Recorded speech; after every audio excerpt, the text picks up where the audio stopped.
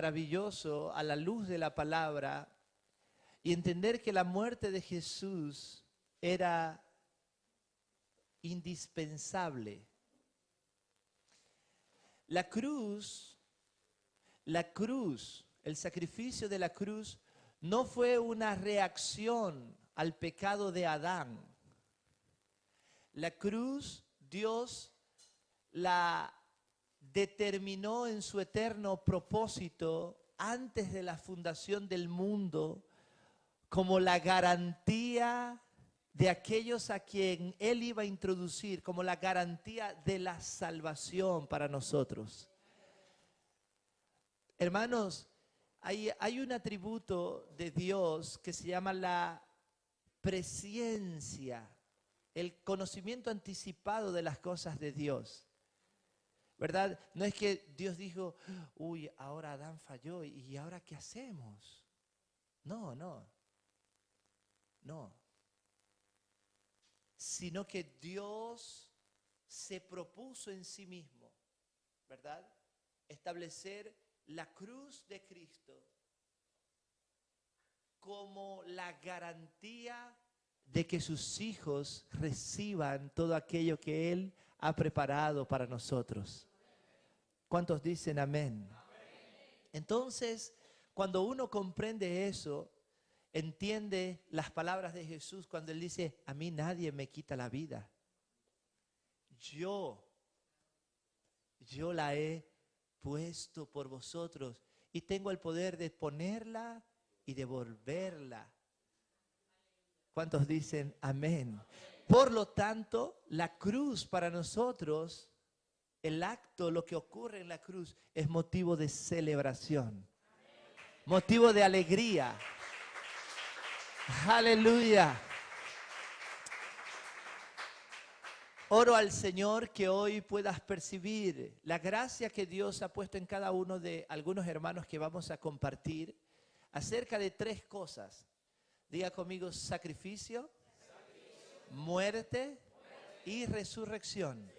Amén. La hermana Eileen va a estar de primera exponiendo. Doy gracias al Señor por la oportunidad que me da de compartir con ustedes, con la iglesia de Jesucristo. Ustedes son el motivo de la cruz. No había otro motivo. En el corazón de Dios estaba usted. En el corazón de Dios, cuando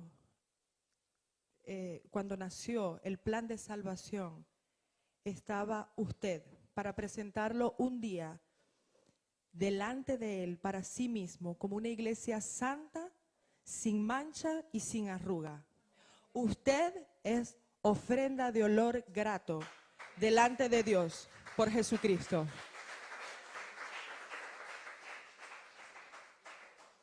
Damos gracias al Señor porque en este tiempo en el que por tradición la gente celebra lo que llaman la Semana Santa, nosotros en el entendimiento de nuestro Señor Jesucristo, todas las semanas, todos los días, todos los minutos, todo el año es santo, porque Él nos hizo santos y perfectos en el amado. Por eso nosotros no entendemos esto como un sacrificio. Nosotros entendemos que nuestra Pascua es Cristo.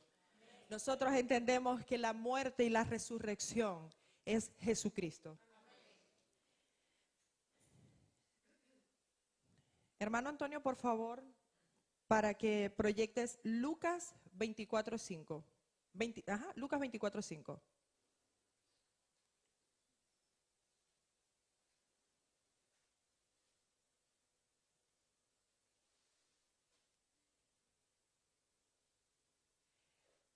Esto hablaba de la resurrección del Señor Jesucristo, que por eso hoy nosotros estamos aquí.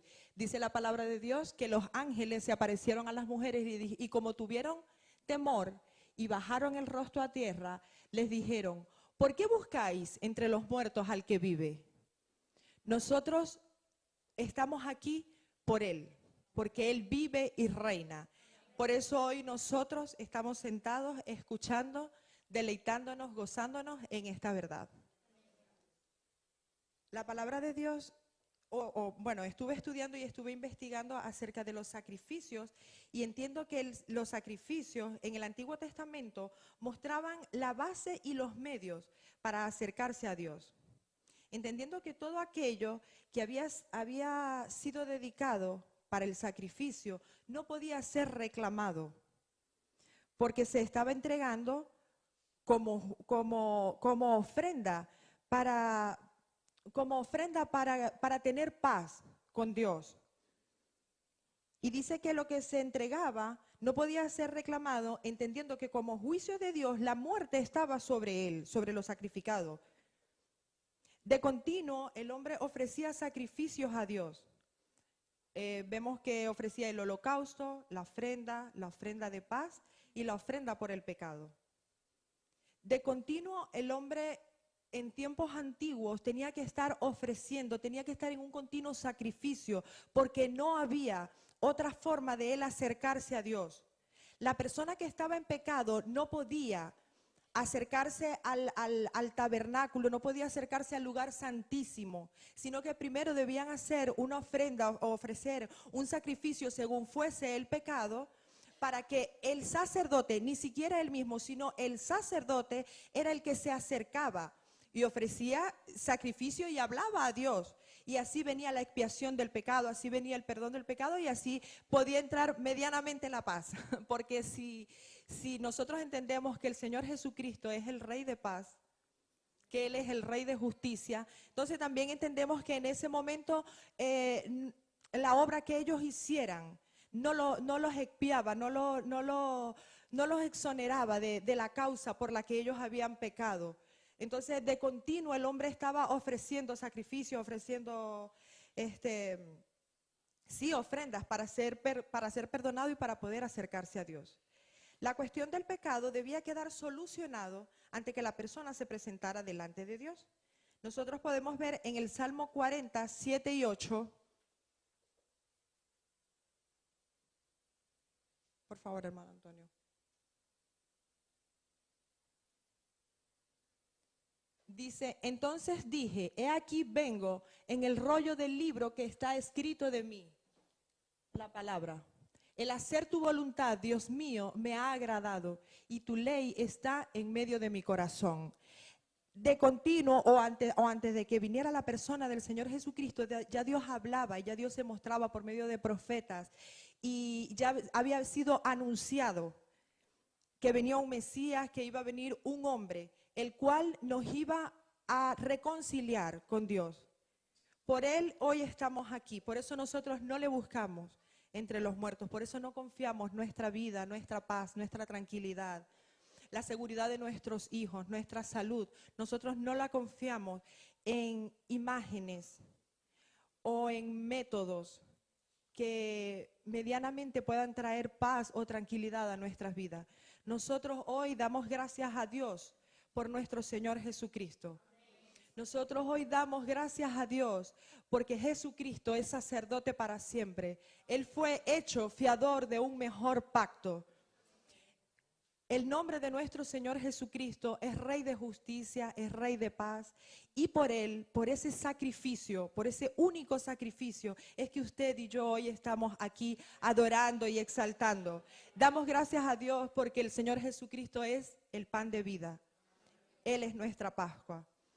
Doy gracias al Señor y damos gracias al Señor porque el Rey de vida, coronado de gloria y majestad, es el mediador entre Dios y nosotros. Y un día nos presentará delante de Él como resultado de aquel sacrificio. Hermanos, si hay un sacrificio que usted debe tener presente, es la cruz. No hay otro sacrificio, no hay otra manera, no hay otro método, o no debería existir, porque ninguno se asemeja a lo que el Señor Jesucristo hizo por usted y por mí en la cruz. Por eso hoy damos gracias al Señor por nuestro Señor y Salvador Jesucristo, y damos gracias a Él por su resurrección. Hermana Iris.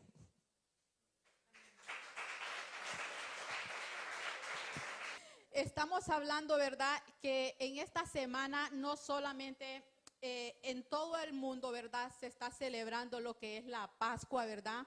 Una Semana Santa que se le llaman por religión.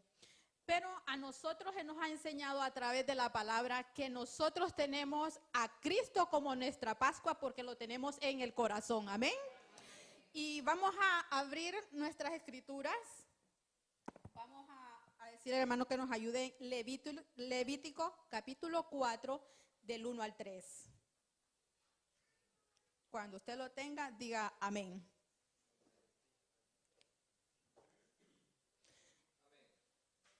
Dice así: habló Jehová a Moisés diciendo: habla a los hijos de Israel y diles: cuando alguna persona pecare con hierro, por hierro, en alguno de los mandamientos de Jehová, sobre cosas que no se han de hacer, e hiciere alguna de ellas, si el sacerdote ungido pecare contra, según el pecado del pueblo, ofrecerá a Jehová por su pecado que habrá cometido un becerro sin defecto para expiación. Amén. Vemos ahí en esta enseñanza, ¿verdad? Según lo que nos decía el Antiguo Testamento, de que estos sacerdotes, ellos se presentaban con un animalito sin defecto, porque era tan estricta aquello de hacer ese sacrificio que el animalito no tenía que tener defecto, ninguna garrapata, nada, ninguna mancha, no tenía que tener nada aquel animalito. Eso significaba de que para que ellos pudieran ser librados, tal vez en aquel tiempo, el propio sacerdote como el pueblo de pecado, tenía que estar ese animalito libre de toda mancha, de todo indefecto. Tenía que ser perfecto como Dios lo había establecido para ese pueblo. Pero ahora a nosotros, el Padre que nosotros tenemos, que es tan bueno, nuestro Padre Celestial, ¿verdad? Dice que ha preparado para todos nosotros, no solo los de Centro de Gloria, sino que para todo el mundo nos ha ofrecido un cordero sin defecto y sin mancha. Y ese se llama Jesucristo.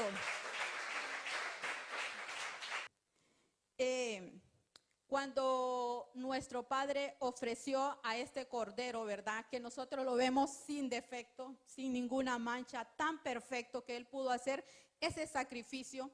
Él decía: voy a hacer la voluntad de mi Padre. Era algo que Él sabía lo que se le estaba preparando, ¿sabe? Sabía Jesucristo lo que le esperaba para hacer la voluntad del Padre, porque prepararse como lo hacían con aquel animalito en el Antiguo Testamento, Él sabía el sacrificio que Él venía a hacer. Claro, lo iban a destrozar, iban a herir su cuerpo, lo iban a hacer trizas, como decimos, ¿verdad? Y así fue Él llevado a hacer la voluntad de su Padre. ¿Para qué? Para que usted y yo fuéramos redimidos de todo pecado. Amén. Y dice que Él, cuando hizo ese sacrificio, Jesucristo, no solo lo hizo por una vez, lo hizo una vez y para siempre. Amén. Y vemos también, ¿verdad?, que Jesucristo puso su propia sangre. No llevó sangre de otro animal, ni de los discípulos que andaban: vení vos, Pedro, ¿no querés ser vos? No, Él dijo: yo soy el que voy a hacer la voluntad de mi Padre. No andaba allí viendo a ver a quién se conquistaba, ¿verdad?, para hacer ese sacrificio. Él sabía que lo que iba a pasar era doloroso. Era algo que ningún hombre, ninguno de nosotros iba a poder. Ninguno de nosotros iba a poder lograr esa perfección de llegar a ser semejante sacrificio. Si dice que hay un buen amigo que puede dar la vida por ese amigo, pues yo creo que eso no somos nosotros. Nosotros tenemos amigos, sí tenemos amigos ahí, pero ustedes ven: mira, yo por vos, ¿qué es lo que no haría? Pero eso sí, la vida no la doy por ti. No se la damos, le podemos regalar un chicle y lo que sea, pero la vida no la damos. Y sabe, pero el amigo que tenemos nosotros se llama Jesucristo, y Él sí lo hizo por amor a nosotros. Amén. Amén. Vamos a leer también en Hebreos capítulo 10, versículo 9 y 10. Hebreos 10, versículos 9 y 10. Lo vamos a leer. Y dice, y diciendo luego, he aquí que vengo, oh Dios, para hacer tu voluntad. Quita lo primero para establecer esto último. En esa voluntad somos santificados mediante la ofrenda del cuerpo de Jesucristo, hecha una vez para siempre. Amén. Por medio de Jesucristo dice que nosotros hemos sido santificados. Por semejante sacrificio que Él hizo, somos nosotros santificados. ¿Dónde están los santos de Cristo? Amén, ¿verdad?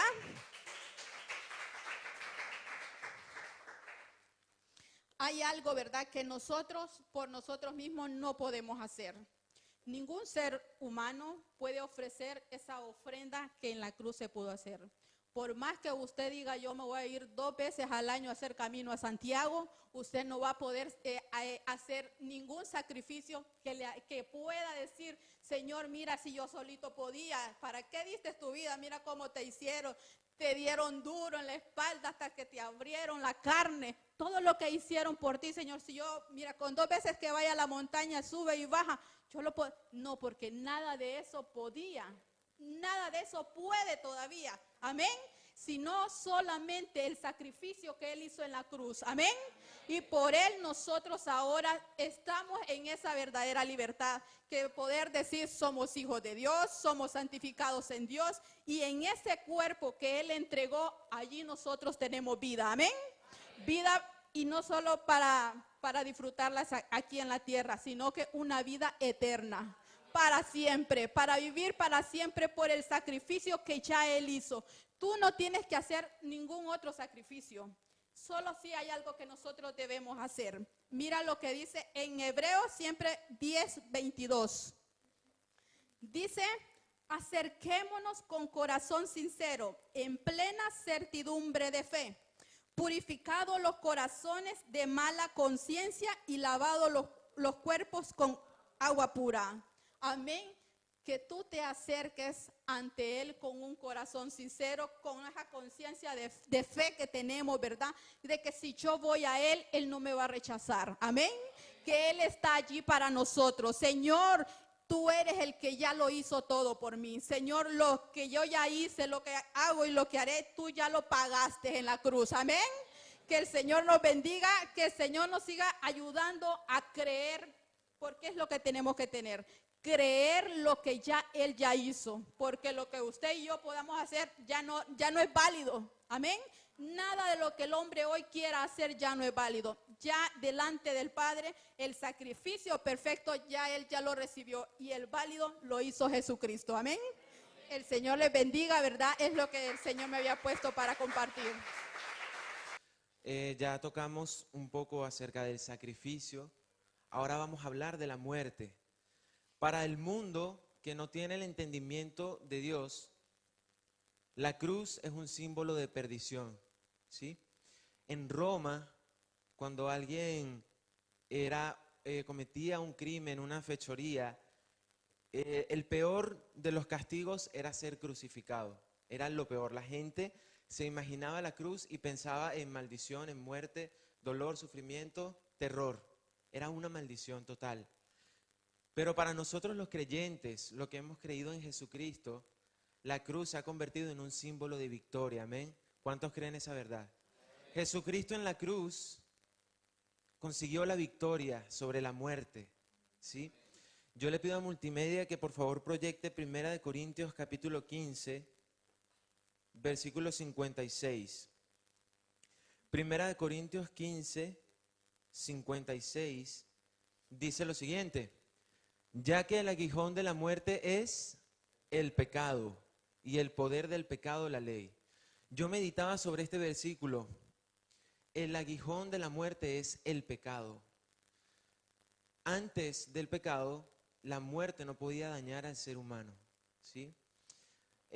Adán estaba en el huerto del Edén, estaba con Eva, y la muerte no tenía acceso sobre ellos. La muerte no podía tocarlos. Eso no existía para el ser humano. Pero, ¿qué pasa? Dios le dio a Adán un mandamiento, uno solo. Él le dijo, no comerás del árbol de la ciencia del bien y del mal. Al momento en que ellos quebrantan ese mandamiento, surge el pecado y el pecado se convierte en el aguijón de la muerte. ¿Qué es un aguijón? Un aguijón es un órgano que tienen ciertos animales, ¿verdad? Ellos tienen en su interior una bolsa de veneno, ¿sí? Y a través del aguijón ellos inyectan el veneno. Ahora imagínense una abeja. Una abeja, ella tiene veneno dentro, ¿verdad? Pero si la abeja no tuviese el aguijón, ¿cómo ella inyecta ese veneno? Es imposible, ¿cierto? Una abeja sin aguijón no le hace daño a nadie. Ella puede tener todo el veneno del mundo, pero sin aguijón es inofensiva. Asimismo es la muerte. La muerte es ese veneno, pero ella no tenía acceso al hombre hasta que el hombre pecó. Y el pecado se convirtió en ese aguijón que dio el acceso a la muerte para ser inyectada en la humanidad, ¿sí? Entonces, eso es lo que está diciendo. El pecado es el aguijón de la muerte. A través del pecado la muerte daña al hombre. Y entonces nosotros vemos que Dios le dio a Adán un solo mandamiento, uno solo. Adán tenía todo y Dios le dijo, tú puedes comer de todo el árbol que quieras, ahí tienes tus animales, ahí tienes tu esposa, tan solo no comas de ese árbol, tan solo de ese. Y Adán quebró ese único mandamiento. Imagínense, Adán solo tenía uno y lo quebró. Y dice que a través de Adán la muerte pasó a todos los hombres. Es decir, que toda la humanidad después de él se infectó con esa misma muerte. Y ahora, luego después de eso, surge la ley. Dios tiene que dar la ley al hombre porque el hombre se está perdiendo desenfrenadamente y no tiene conocimiento de Dios. Entonces Dios tiene que introducir la ley para que el hombre sepa cómo es el corazón de Dios, qué es lo que le agrada y lo que no. Pero ¿cuál es el problema? Que al Dios introducir la ley, se introducen más mandamientos. Ya no es solo, no comerás del árbol de la ciencia del bien y del mal. Ahora es, no matarás, no mentirás, no codiciarás, no envidiarás, no vas a odiar a tu hermano. Y todos esos mandamientos ahora, si Adán solo tenía uno y lo falló, imagínense ahora. Ahora hay muchos mandamientos y una humanidad caída en pecado. Entonces, ¿qué pasa? Que cuando la ley se introduce, abundó el pecado. Y eso lo dice la palabra. Y si abundó el pecado, abunda la muerte. Porque el pecado es lo que inyecta la muerte en el hombre. Entonces, imagínense esta escena. Toda una humanidad caída, infectada con el pecado de Adán, fallando cada uno de los mandamientos que Dios le da. Y la muerte destruyendo aquí y para allá, ¿sí? Y a mí me llama la atención, hay una escena en la Biblia que yo les quiero ilustrar, está en Números capítulo 21, vamos a leerlo, a partir del versículo 5. Fíjense, el pueblo de Israel está en el desierto y dice así, habló el pueblo contra Dios y contra Moisés. ¿Por qué nos hiciste subir de Egipto para que muramos en este desierto? Pues no hay pan ni agua, y nuestra alma tiene fastidio de este pan tan liviano. O sea, el pueblo está murmurando contra Dios, contra Moisés. Están rechazando el maná. Eso es pecado. Y fíjense, el siguiente, Jehová envió entre el pueblo serpientes ardientes, es decir, serpientes venenosas, que mordían al pueblo y murió mucho pueblo de Israel. Y eso es algo que nos ilustra el pecado y luego las serpientes que mordían. Esa mordedura de la serpiente viene siendo el aguijón del pecado que inyecta la muerte. Es como una ilustración, ¿sí? Y dice, murió del pueblo mucha gente. Ahora, si solo hubiera una serpiente, ¿sí? Ella podría matar. Por ejemplo, la mamba negra es una especie de serpiente que tiene suficiente veneno para matar a un hombre adulto. Muchísimo, hasta 10 veces más. Si solo Dios hubiese enviado una serpiente, esa serpiente pudiese matar, pero habría más probabilidad de que muchos se salvaran, ¿verdad? Es como, me hace pensar en que Adán solo tenía un mandamiento. Pero llegaron muchas serpientes, Dios envió demasiadas, o sea, no había casi escapatoria. Si te librabas de una, te encontrabas con otra. Y así es la ley no te deja escapar. Si no fallas en un punto, fallas en el otro. Entonces, por todos lados pareciera que entra la muerte. Por todos lados parece que el pecado te inyecta, ¿sí? Y entonces, ¿cuál fue la solución que Dios encontró para destruir el pecado y la muerte? Mis hermanos, la cruz de Cristo, cuando nosotros la vemos y vemos que Él fue azotado, que Él fue herido, que Él fue escupido, maltratado, viéndolo así, sin el entendimiento, pareciera que Jesús fue uno más del montón, que de hecho muchos pensaban que Él estaba muriendo por sus propios pecados. Muchos decían, wow, si este hombre murió de esta manera, debe ser que Él fue pecador también. O sea, pensaban que Jesús era uno más de esos hombres de la humanidad a quienes el pecado los destruía. Pero fue todo lo contrario. Jesús no estaba siendo matado por la muerte. Jesús estaba matando a la muerte en la cruz. Amén.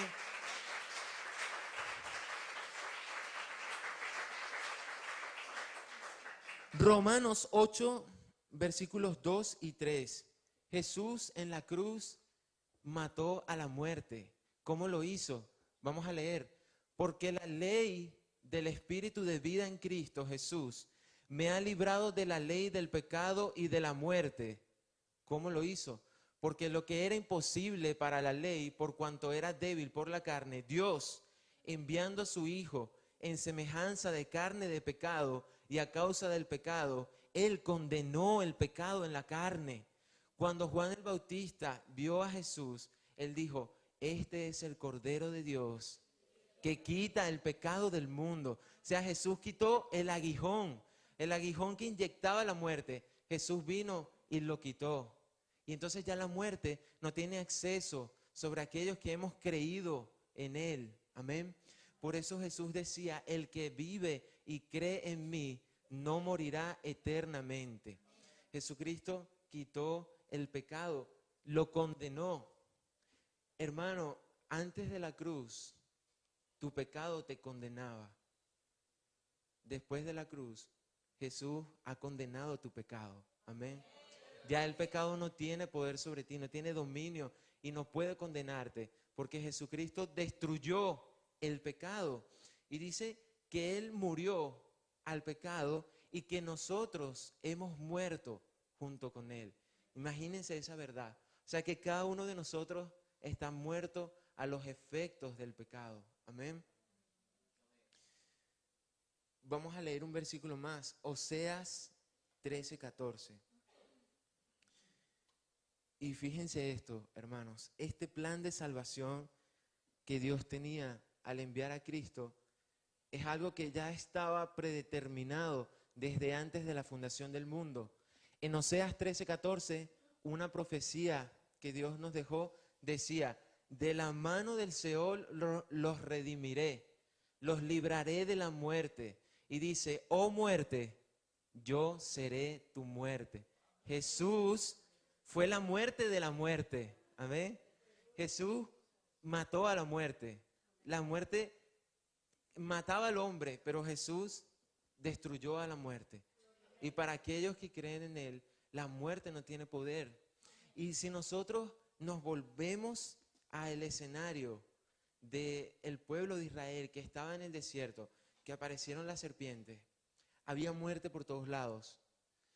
Y Dios le dijo a Moisés, levanta una serpiente de bronce sobre un asta, para que todos aquellos que la vean, cuando la serpiente los mordiere, si ellos ven la serpiente de bronce, no morirán.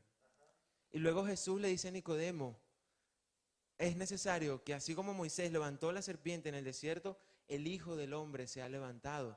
O sea, Jesús era ese símbolo. Amén.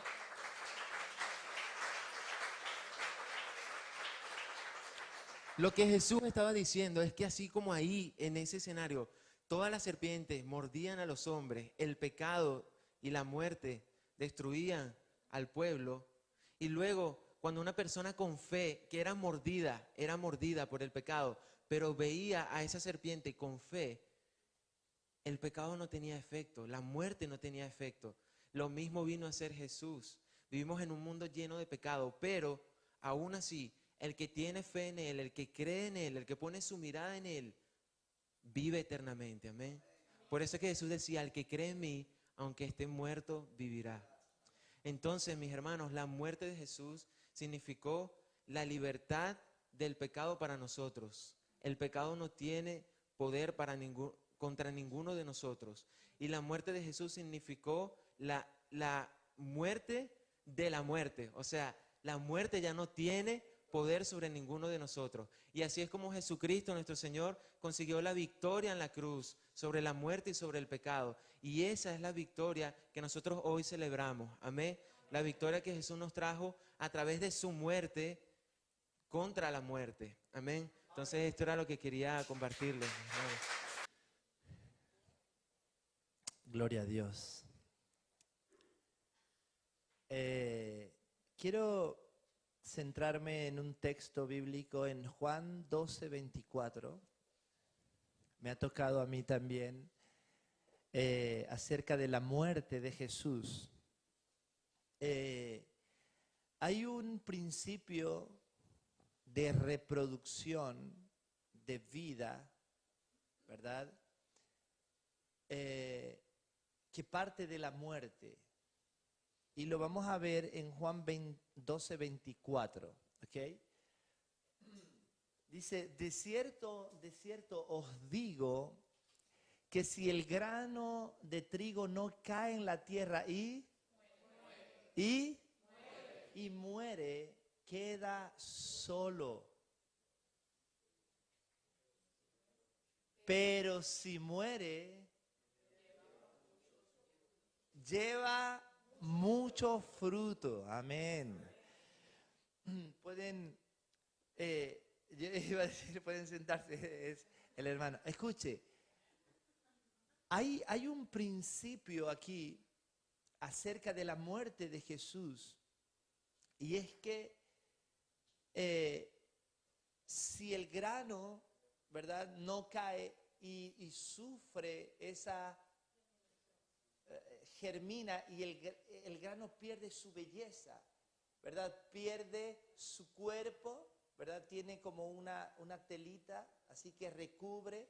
Dice la Biblia que de Cristo estamos revestidos.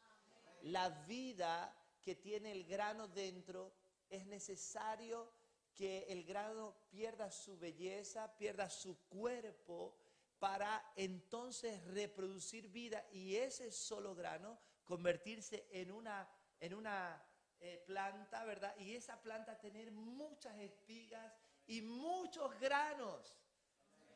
Entonces, la muerte de Jesús, ¿verdad?, es un principio que Dios establece para traernos a nosotros a la gloria, para restaurarnos, ¿verdad?, a la posición original. Es decir, la muerte es la forma como Él nos mostró desde Génesis.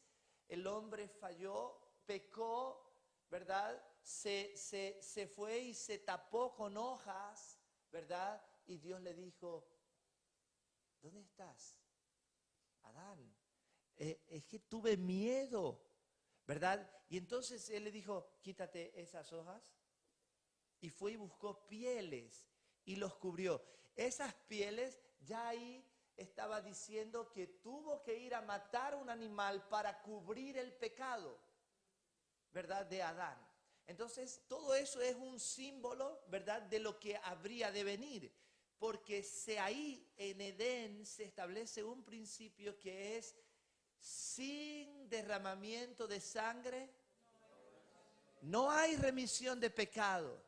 Entonces, todos los sacerdotes, como decía la hermana Iris, tenían que presentar diariamente y al año, ¿verdad?, un sacrificio que era lo que privaba el poder del pecado contra el pueblo.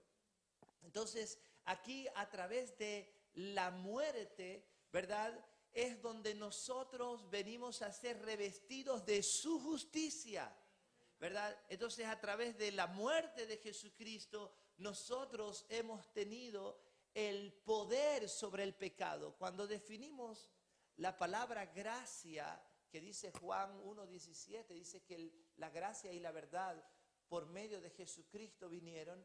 Gracia es el poder que Dios nos ha dado para vencer el pecado. ¿Por qué? Porque esa gracia Dios nos dio una naturaleza divina. Y ese principio del grano de trigo, estamos hablando de una semilla, semen, espora, ¿verdad? Entonces, cuando un león, ¿verdad?, se le saca semen, en ese semen, que es semilla, ahí viene una información genética, viene un carácter, viene una vida, viene una vitalidad, viene una fuerza, viene una capacidad de reproducirse. Entonces, todo está en la semilla. Y esa semilla, ¿verdad?, fue impartida en cada uno de nosotros. Por eso tenemos el carácter de Dios, tenemos la naturaleza de Dios, tenemos una naturaleza. Y el apóstol Pedro dice, siendo renacidos de simiente incorruptible. Es la muerte de Jesús, es un proceso establecido desde la eternidad a fin de garantizar la vida de cada uno de nosotros. Gloria a Dios. El escritor de Hebreos, en Hebreos 9:16, el escritor de Hebreos, en el capítulo 9, en el verso, vamos a leer dos textos, ¿ok? 16 y 17. Entonces dice, el verso 16 dice, porque, póngale cuidado, dice, porque donde hay testamento es, ¿qué dice? Es necesario que intervenga la muerte del testador. El siguiente texto dice, porque el testamento, ¿qué confirma? La muerte. Pues no es válido entre tanto que el testador vive. Entonces, todo lo que resume este nuevo pacto, ¿verdad?, se confirma con la muerte de Jesús. Es decir, nosotros, la Biblia dice que Él nos hizo herederos. ¿Dónde están los herederos? Y coherederos con Cristo, según su palabra. Entonces, si somos herederos, no podemos acceder a la herencia a menos que el testador muera. Por eso la sangre de Jesucristo, su muerte, es lo que nos da a nosotros acceso a toda la herencia que Él nos estableció en nosotros. Nosotros no vivimos esperando una promesa, porque todas las promesas en Él son sí y amén. Son sí y amén. Son sí y amén. Todas las promesas. Nosotros vivimos disfrutando una herencia, porque con su muerte se da apertura a la herencia para que los herederos reciban. Amén. Gloria a Dios.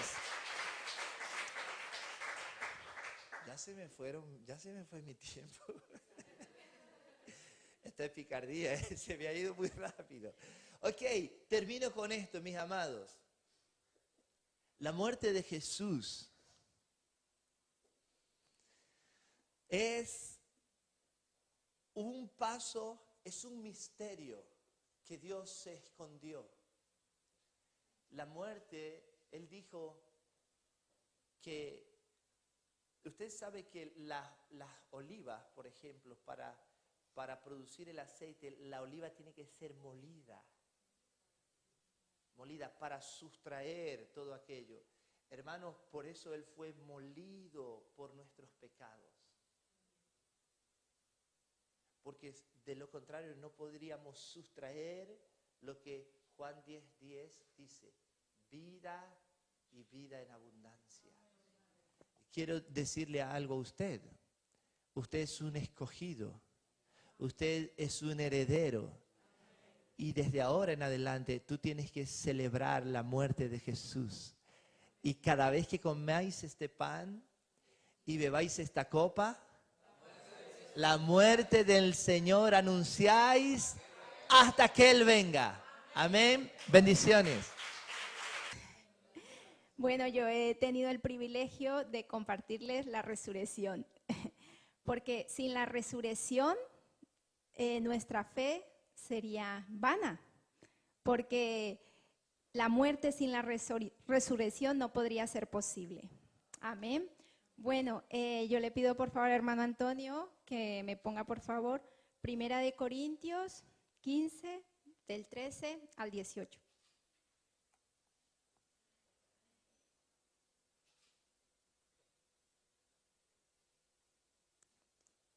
Porque si no hay resurrección de muertos, tampoco Cristo resucitó.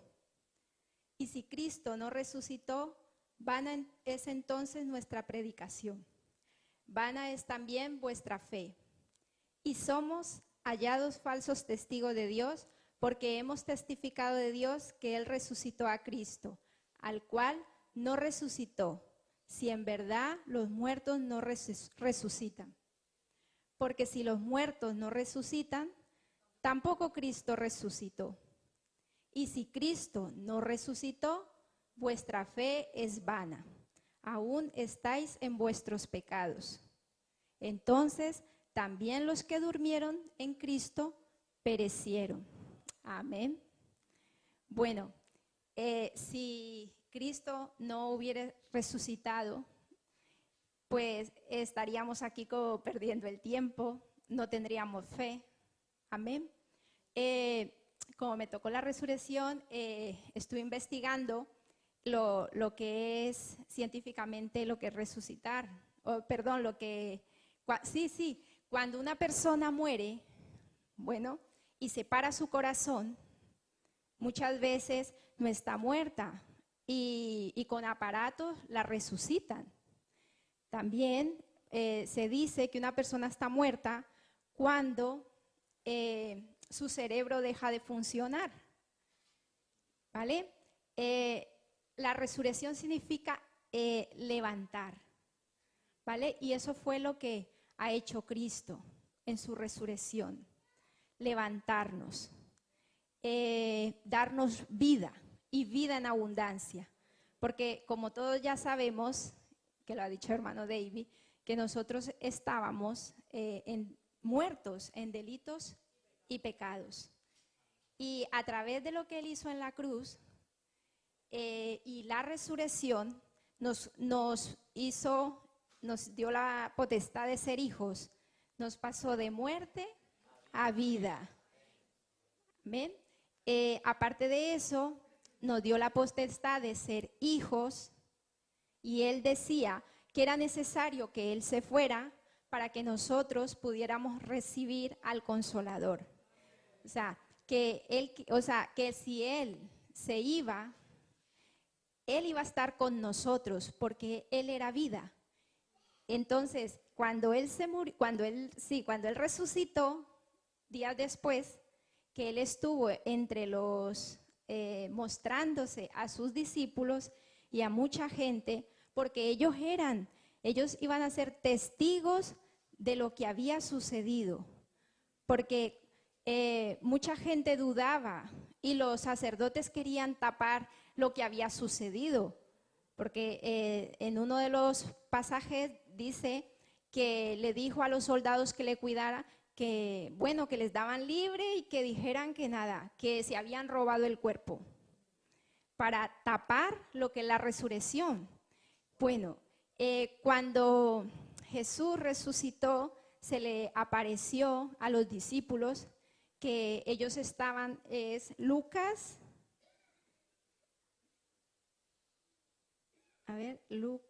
24, 36, 44. Ellos pues se escondieron porque ellos estaban muy asustados, pensando que igual a ellos le iban a hacer lo mismo que le hicieron a Jesús. Y cuando Jesús se le apareció, pues imagínense ustedes si en este momento se nos aparece Jesús. Bueno, aunque nosotros le esperamos, ¿no?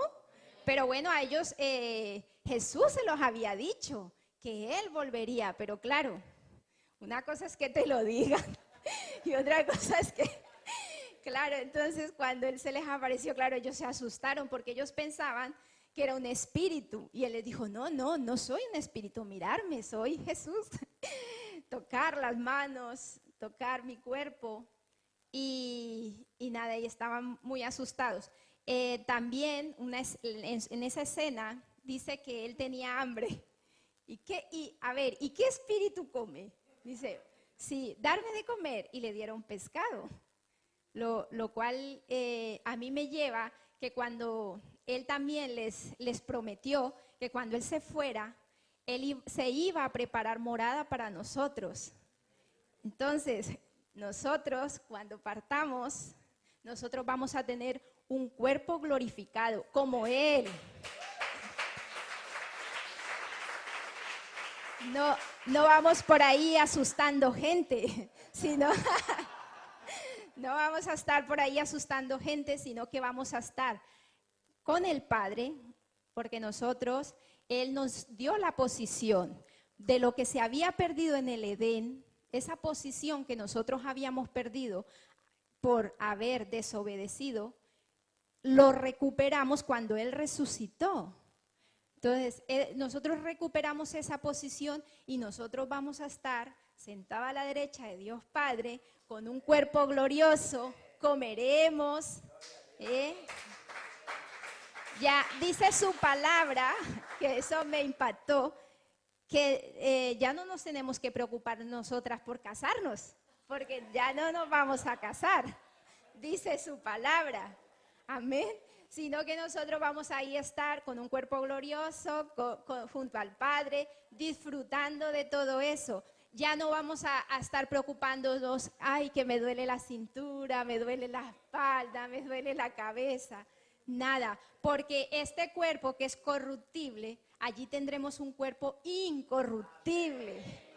Amén. Y esa es la esperanza de nosotros. Porque sí es verdad que cuando Él murió se llevó consigo nuestras enfermedades, pero en este cuerpo de carne, cuando nosotros por fe y por lo que Él hizo somos sanos, allí es que no vamos a padecer cero dolor de cabeza, nada, amén. Entonces, por eso los católicos, ellos celebran hoy la resurrección. Por ahí me mandaron un mensaje, alégrate, Cristo ha resucitado. No, todos los días nosotros estamos alegres porque nosotros sabemos, como dice Pablo, ir y predicar el evangelio de la resurrección. Porque esa es la vida, que el que cree en mí tenga vida eterna. Amén. Cuando Cristo resucitó a Lázaro, hizo el milagro de resucitarlo, resucitó al cuerpo de carne. Amén. Y que ese cuerpo volvería a morir, porque estaba aquí en carne. Sin embargo, Jesucristo murió y Él estaba con su cuerpo, no era un espíritu, porque Él es vida. Porque Él no muere, porque Él era el Hijo de Dios hecho carne, porque era necesario que Él pasara, viviera todo lo que vivió en el cuerpo de hombre, para que todo aquel que crea más tenga vida eterna. Porque cuando estuvo con los apóstoles, que aún iba con ellos día a día, discipulándolos, claro, ellos no tenían el Espíritu Santo. Y ellos carecían de fe, o sea, aunque creían que sí. Bueno, también es verdad, si nos ponemos a pensar, si por ejemplo ahora mismo a mí me dijeran que el pastor Luis, él es el Hijo de Dios, y si yo le conozco desde pequeño, o sea, hemos crecido juntos, pues en mi cabeza no va a caber que él sea el Hijo de Dios. O sea, es que a la mente nos cuesta a veces asimilar algunas cosas. Entonces, claro, pero ahí era donde ya termino. Ahí era donde accionaba el Padre para decirnos, este es mi hijo. Porque si ellos no hubieran vivido eso, no hubiesen tenido la convicción de ir y predicar el evangelio. Bueno, y voy terminando, algo importante que quiero decirles. Bueno, que ir y predicar el evangelio. Y eso es lo que quiere, eso es lo que la resurrección, por todo lo que Él ha pasado, es que nosotros como esos discípulos seamos valientes, que ya que obtuvimos el Espíritu y que Él vive en nosotros, que nosotros seamos valientes y que podamos ir y llevar el Evangelio de las nuevas de salvación. Y que no nos lo quedemos para nosotros, porque es como si hiciéramos vano a su cruz, como que si no valió la pena que Él muriera por nosotros, si todo nos lo quedamos para nosotros. Si ese es el propósito de nosotros, que podamos llevar las nuevas de salvación a aquel que no le conoce. Amén. Primera de Pedro, capítulo 1, versículo 3.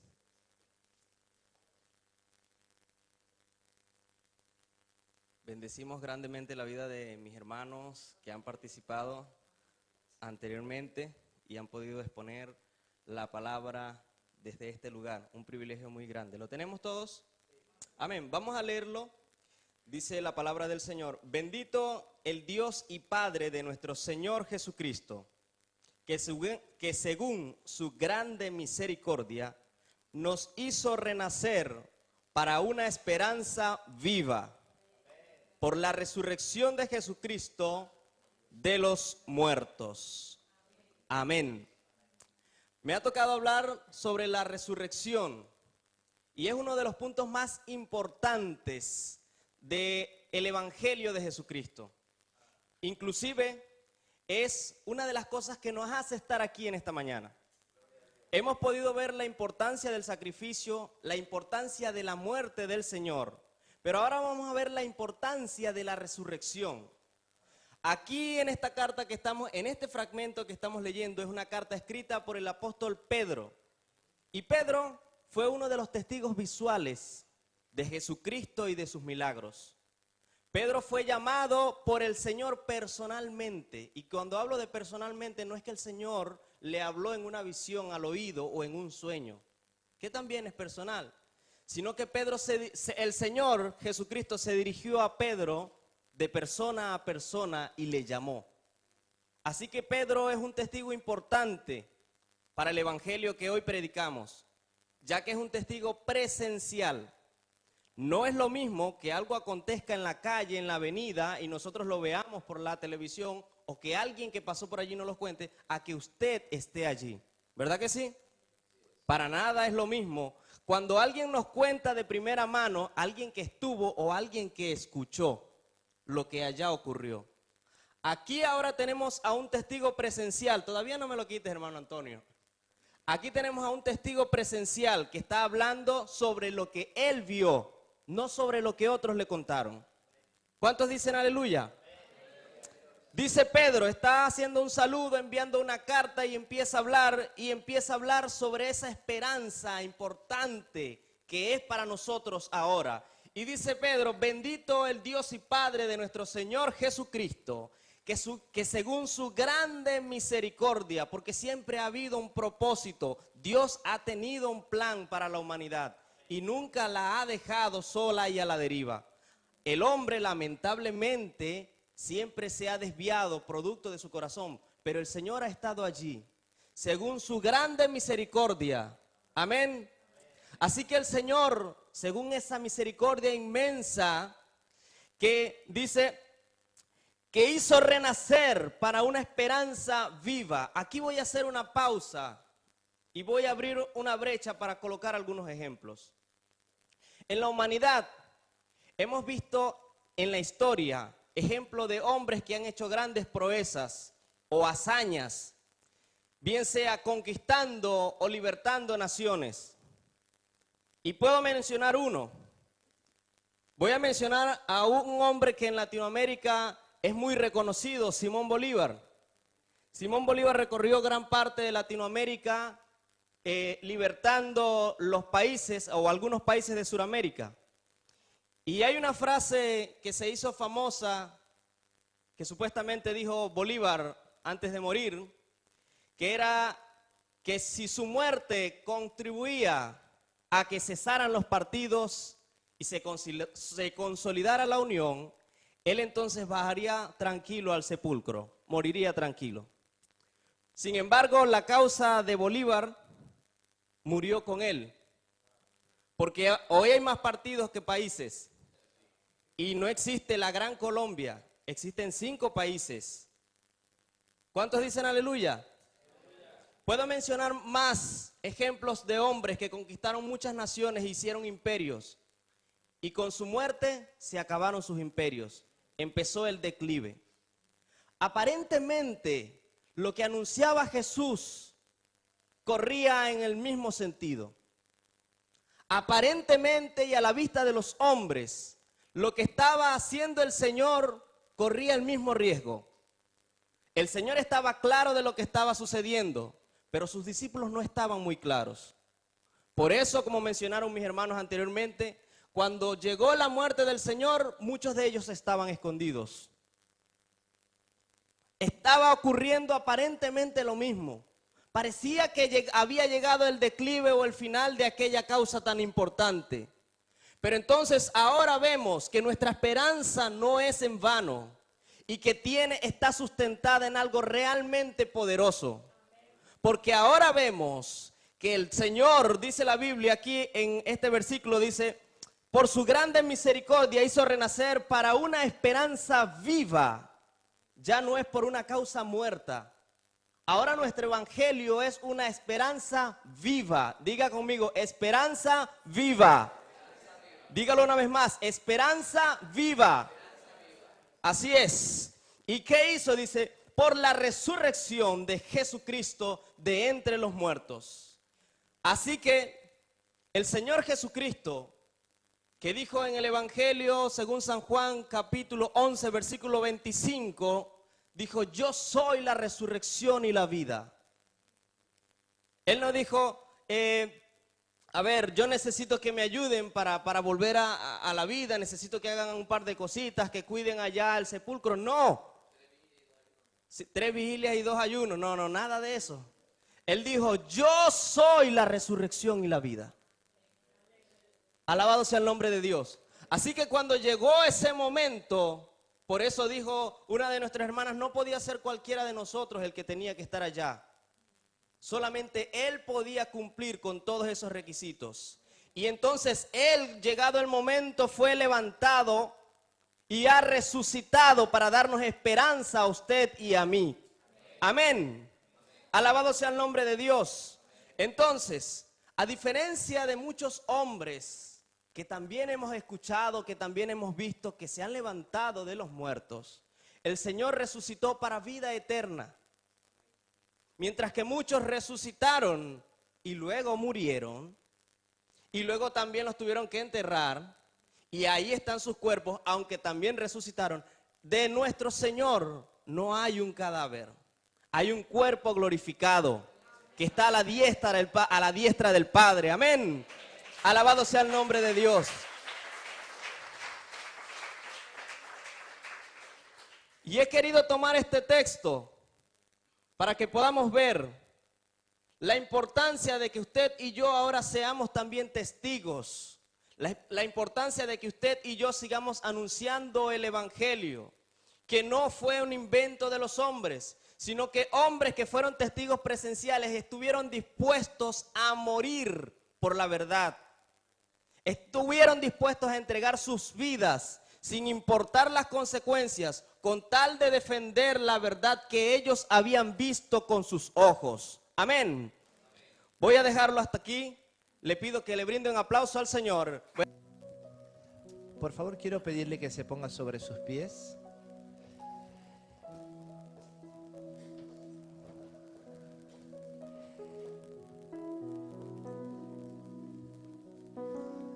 Hay una cosa muy importante que nosotros debemos evitar,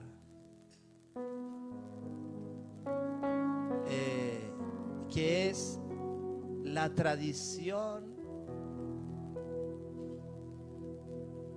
Ustedes saben que Jesús dijo que las tradiciones invalidan la palabra de Dios.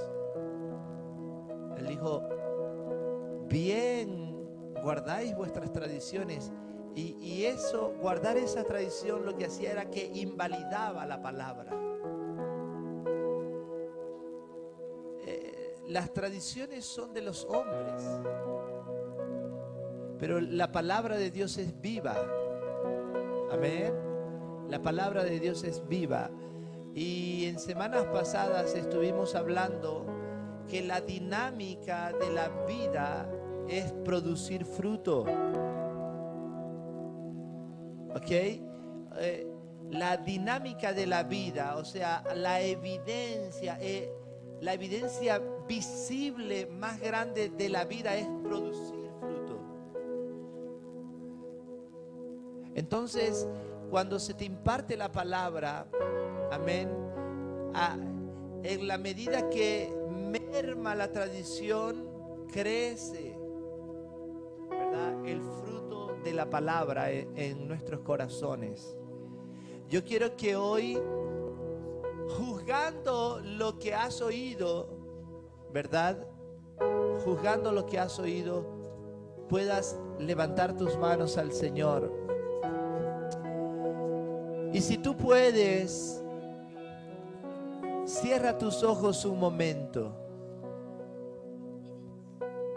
y dile: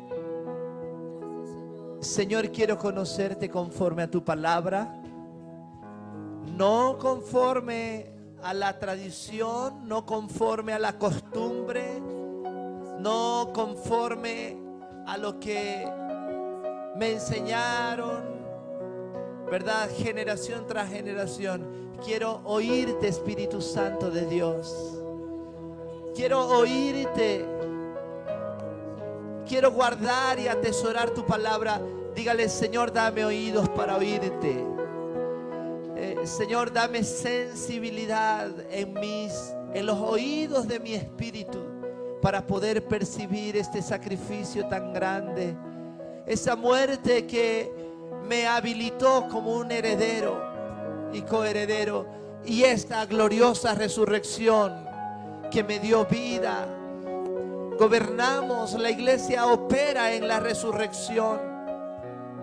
Hay algo muy importante que quiero que sepas en esta mañana, y es que todas las ciencias, las miles de religiones que hay en el mundo, ninguna se sustenta sobre el fundamento de la resurrección.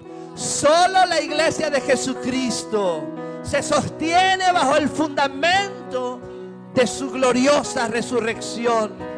Aleluya. Y Él es el primogénito. Él es el primogénito. Y Él dijo: yo soy, no yo tengo, yo soy la resurrección y la vida. El que cree en mí, aunque esté muerto, vivirá. Aleluya. Y esa es la vida eterna, que te conozcan a ti y a Jesucristo, el único sabio y poderoso Dios. Vamos a cantar esta canción. Gracias sublime. Quien rompe el poder del pecado, su amor es fuerte y poderoso. El Rey de gloria, el Rey de majestad. Conmueve el mundo con su estruendo y nos asombra con maravillas. El Rey de gloria, el Rey de majestad. Gracias sublimes, perfecto es su amor. Tomaste mi lugar, cargaste tu